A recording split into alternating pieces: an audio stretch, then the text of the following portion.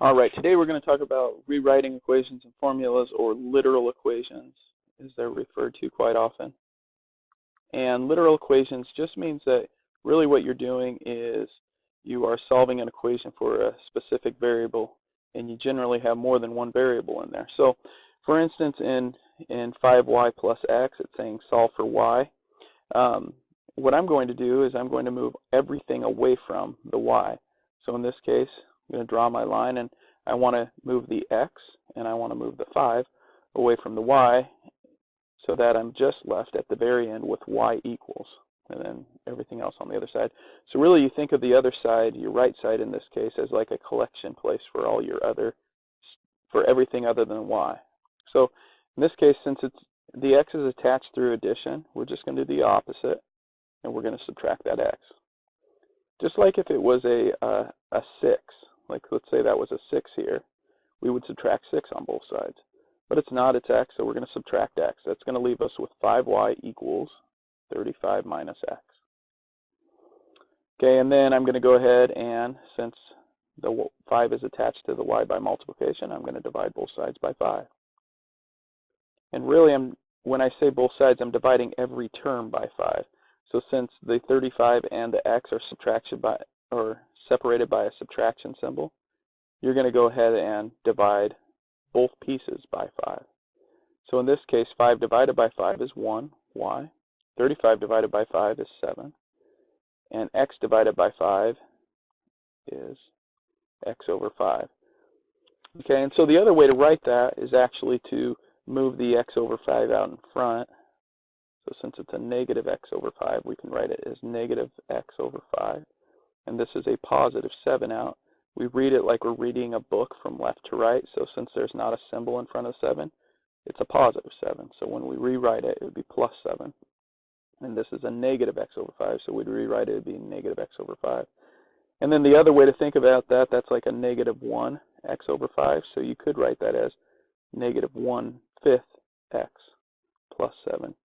And the only reason I show it on that one is because really later this year, when you're dealing with these, you're going to a lot of times be going from either standard form to slope-intercept form, or you're going to be solving for a y a lot, where you're getting y by itself. And it's nice. This is slope-intercept form when we get to that, so you'll be wanting to be able to see that.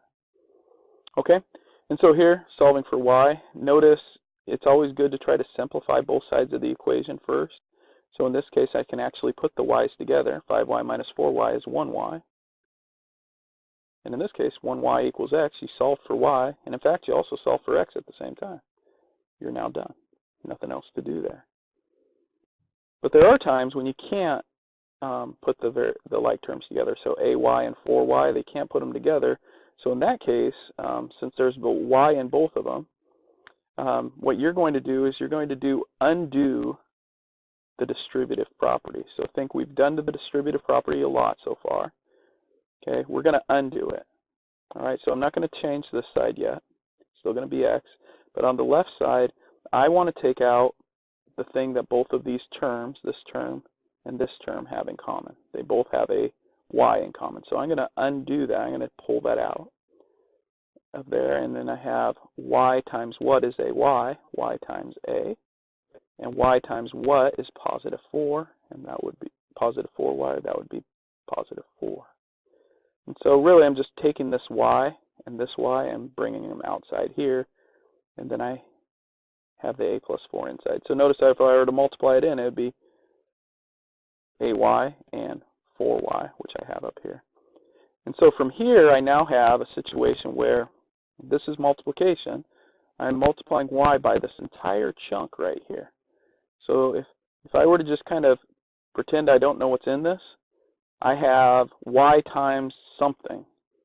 So to get rid of that something and to be left with y, since it's multiplying, I'd have to divide by that something.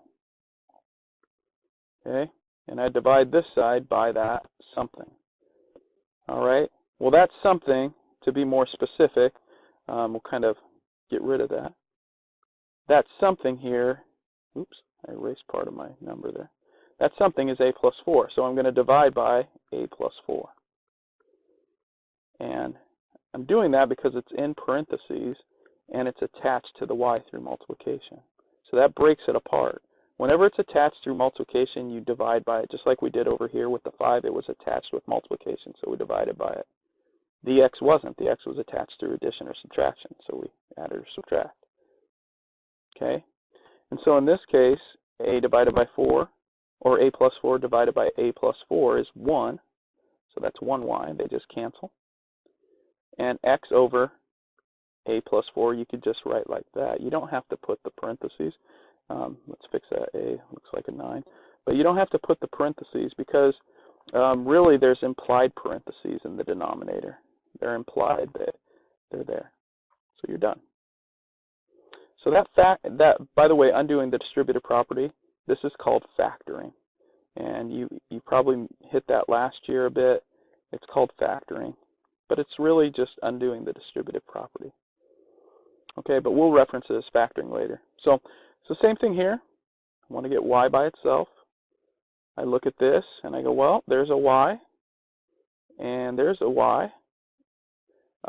This doesn't have a y. So I could get rid of this by subtracting 3 on both sides. Now what ends up happening is I kind of get this this kind of holding place of numbers and variables here. So I have x minus 3. I can't put them together, so I just write it as x minus 3. That gives me 0, and I'm left with negative ky plus 2y.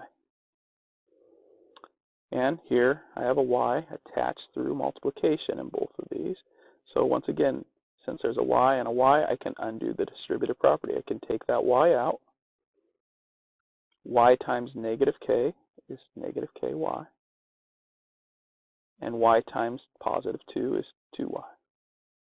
So if I were to distribute it, and I get that same thing, I've undone the distributive property, or, once again, it's called factoring. And now, since this is attached through multiplication, I'm going to divide by this whole piece. I'm going to divide by negative k plus 2. And negative k plus 2. Kind of running out of room, so I'm going to make my line kind of go out like so. Okay, and so here, x minus 3 over negative k plus 2 is equal to, well, this one cancels that one. That's equal to y. All right, and got y by itself. We are done. All right, so those are kind of the difficult ones. If I were to move on, we also deal with a bunch of formulas. So I have 4 formulas here. Perimeter equals 2L plus 2W. That's perimeter of a rectangle. You know, if I'm solving for L, you'll notice here there's 2L and 2 W's. I could, this semicolon L, that just means, this part just means solve for L. So it has nothing to do with the equation. It just, hey, we're going to solve for L here. So in other words, we need to get L by itself. Okay? And so one way to do it, we can move that 2W over. Okay? And so I get P minus 2 W's equals 2 L's. And then get rid of that 2 that's attached through multiplication by dividing. So really, when you have formulas that we have here, you really just have more variables you're dealing with. And maybe something that looks somewhat familiar. Oops. Something that looks somewhat familiar too. Yeah. Okay. And by the way, a lot of times you'll see L written like that, a cursive L. I didn't do it there, but you could have just made that a cursive L and that a cursive L. Okay. So area equals 1/2 base times height. Solve for height. I'm going to go ahead and I'm going to get rid of this fraction of 1/2. Anytime I have a fraction, just multiply by the denominator. That'll just get rid of the fraction, and then you don't have to worry about it. So if I do this on here, I'm going to rewrite this. So 1/2 BH without that extra H there. I'm going to just multiply everything by 2, the common denominator. Okay, and 1/2 times that times 2. Well, 1/2 times 2 is 1. So really a 1/2 and a 2 cancel out, so I'm left with BH. B times H equals 2A. And that makes it a lot easier. Now if I'm solving for H, attached through multiplication, I just divide by B. B's cancel. H is equal to 2a over b. Okay, make sure it looks like a b and not a 6. Right. Area equals pi r squared. Solve for r. In this case, a couple things. We have a pi, and we know pi is like 3.14, blah, blah, blah. But we're going to treat it almost like, we're going to leave it in its pi form, almost like a variable. So we're going to go ahead, if I rewrite this as a equals pi r squared again, and solve for r, I'm going to go ahead and just divide out that pi because they're multiplying by it. And so that's the opposite. We divide by pi, we're left with now just the r squared. And really, if I want to get r by itself, I have to get rid of the squared. Well, the opposite of squaring something is to take the square root. So I'm going to call it the square root. Okay, if I put that square root in there, that's going to cancel that. Okay, and so when I do that, I end up with taking the square root of this side as well. And that means r is equal to the square root of a over pi. Now you're going to learn later in the year when you impose a square root or you put a square root on, you have to do a positive negative out in front, but that's not going to apply in this problem because you're talking about a distance for radius. So we're just going to leave it like that. The opposite of, hey, we're going to go on to this next one, s equals pi r squared plus pi r l, and we're going to solve for l. Now I had solve for r, but that's a much more complex problem, so I changed it to solve for l. That kind of gets us into a little more of the practice I wanted to see. So what we're going to do is we're going to first, well, first let me go ahead and rewrite the equation. So we have that extra L that we're solving for out of it. Okay, and so notice we have R in both of these. So in this case, since we're not actually trying to solve for R, we can just take and get rid of this piece first. Okay, so sometimes when we get in the habit of just factoring or undoing distributive properties, say like we had to do on some of our previous problems, we start going, oh, well, there's R in both, so I'm going to factor it out. Well, that's not the case here because we're not solving for R. We're solving for L. So we're going to take away the pi r squared since it doesn't have an L in it. And that just moves that whole chunk over. It's being added to this, so we'll take that away on both sides. We get S equal, or S minus, excuse me. Oops. All right.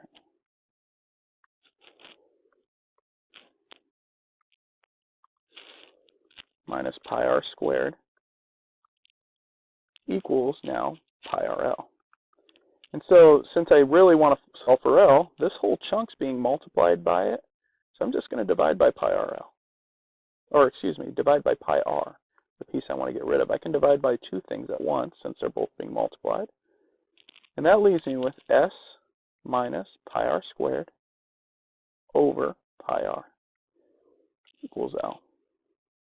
And we're going to leave it like that. That way we're not canceling out some r squareds and giving it a much more complex look. And this pi, we're going to just leave the whole thing as S minus pi r squared over pi r. And that is equal to L. All right. So you'll notice that some of the formulas get kind of ugly, but it allows us to, by doing this with formulas, it allows us to know certain things.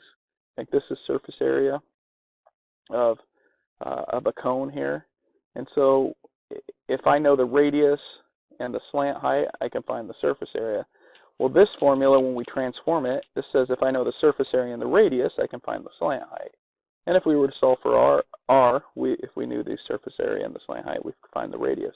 Just like this, a equals pi r squared, area of a circle.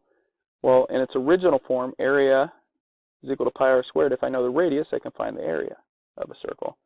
Well, when I transform it, if I know the area, in this one, I can find the radius. Just makes it a little easier to do. Okay, so let's go ahead and move on here. Some formulas, Celsius and Fahrenheit. This is a formula. You'll see this section. Celsius equals 5/9 F minus 32. You know, if you ever know the Fahrenheit temperature and you want to find the Celsius temperature, really I use a lot of estimation. If I know the Fahrenheit temperature, what I try to do, a quick estimate, for instance here, it's Fahrenheit, or it's 59 degrees Fahrenheit outside, and I want to know what that is in terms of Celsius. A real quick estimate is to just take whatever the Fahrenheit is and subtract 32. And then multiply it by 5/9. Now, the 59 minus 32 is not all that complex. I mean, that would give you like 27. 5/9 is a little more complex, okay? Because if I can do that, I automatically know the Celsius. Well, 5/9 is a bit more complex, but I like to think of it as 5/9 is really close to 1/2. Like if this said 4.5 over 9, that would be 1/2. Well, 5 is pretty close to 4.5. So half of 27 is about, half of 27 is 13.5. So really, Celsius is approximately 13.5. Now that's my quick estimate. Now if I actually did the math, this is an easy one. We cross cancel. That becomes 1. That becomes 3. And that's 15. Okay, so we were pretty close. Celsius is 15. Our estimate was 13.5. Okay, that pretty close. All right, so we can always estimate. If it's 20 degrees Celsius outside, what temperature would it be in Fahrenheit? Really, what you could do is you could take your Celsius equals 5/9 of F minus 32, and reality is most people, unless you're doing some kind of program or something, most people will just plug in what you know and do some math and get out the answer. But in this case, 20 degrees Celsius, let's say since you're looking for Fahrenheit, maybe you want to solve this equation right here, this formula for Fahrenheit first. So I could, since I'm multiplying by 5/9, I could go ahead and multiply both sides by the reciprocal. I quite honestly think this is, I think this is a bit more intense than we really need to get into, but it's application of what we're learning. So 9/5 here. And so I'd have 9/5 times C is equal to, well, 9/5, the reciprocal cross cancels. And so now I'm left with F minus 32. And so we'll add 32 to both sides. And so you get, let me write it over here. We'd end up with 9/5 C plus 32 is equal to, that cancels with F. And so really what this is saying, if you know the Celsius, you can multiply it by 9/5. Well, 9/5 is really close to 2, right? 10/5 would be 2. So a quick estimate would be double your Celsius and add 32 to find the Fahrenheit. So like if it's 20 degrees Celsius, I could double that. That's 40, and add 32. That's 72. My quick estimate would be 72 degrees Fahrenheit. Well, if I actually did the math, 9/5 times, I'll put the 20 in for Celsius and add 32. The actual math here gives me 9/5 of 20. Okay, that becomes 36 plus 32. So the Fahrenheit is 36 and 32, or 78 degrees. Okay. Or not 78, excuse me. I got hung up on the 78 there. 68 degrees. All right. So 68 degrees Fahrenheit. And so we were pretty close with 72. But yeah, if you're doing a quick estimate, that's not too bad. All right, the next one is interest equals principal times rate times time. This is simple interest. Really it's saying, hey, if I want to know how much money I earn in simple interest, I'm going to take my P, which is principal, which is how much you invest or how much you have to begin with. It's your starting amount.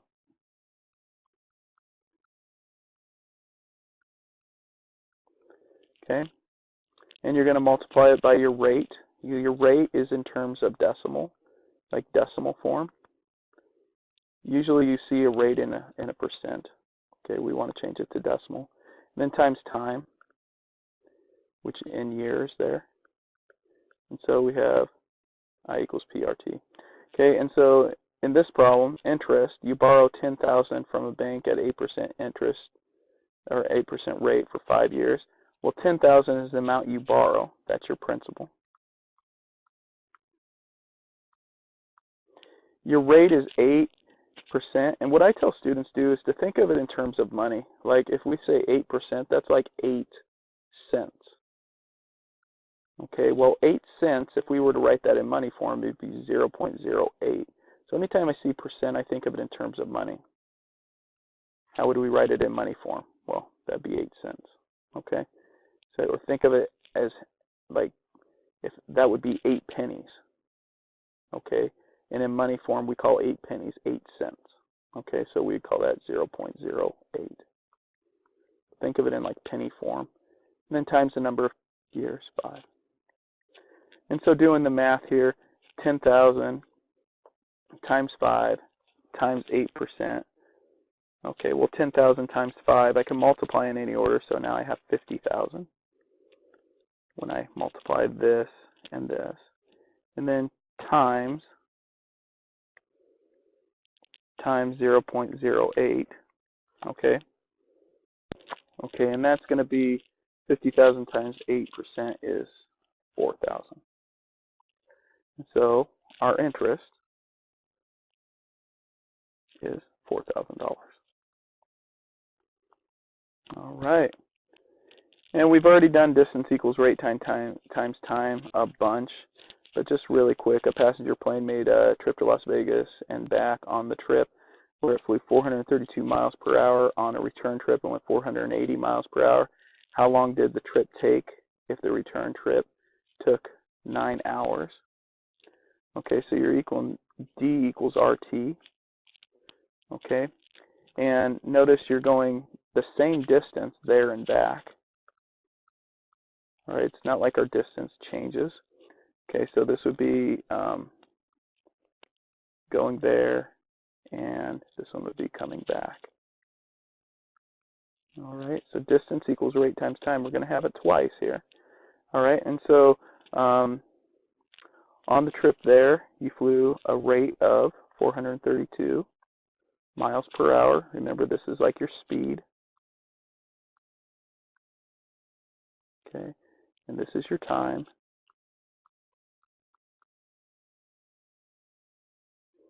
Okay, and this is your distance. Remember, your rate is always going to be in terms of whatever two labels you have on speed and time. Okay, so if our rate is always going to be whatever our distance. So if we're going in terms of miles and our time is measured in terms of hours, our speed should be in miles divided by hours. Okay, and so we're looking at miles per hour here, 432 miles per hour. And so to think through this, we have 432, and we're trying to